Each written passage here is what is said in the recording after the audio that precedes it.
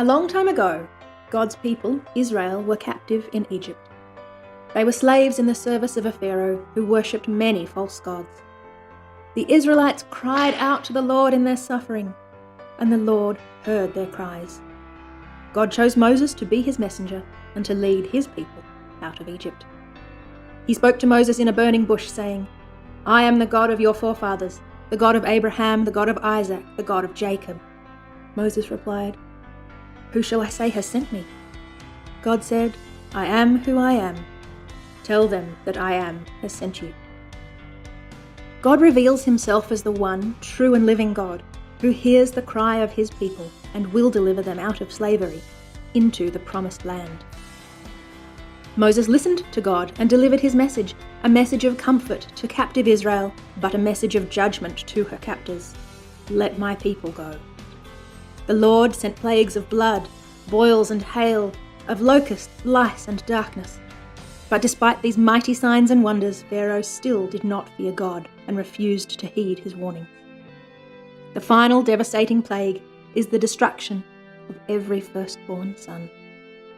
God tells the Israelite households to mark their doorframes with the blood of a spotless lamb. This is so the angel of death will pass over them, and they will be spared. And it all happened just as the Lord had said it would. The Israelites leave Egypt triumphant, praising the Lord and his servant Moses. Guided by pillars of cloud and of fire, they cross the Red Sea and start their journey into the Promised Land. And so Israel was liberated from slavery, but it soon becomes clear that they have a deeper problem. Their hearts are prone to wander and find comfort in things other than the true and living God.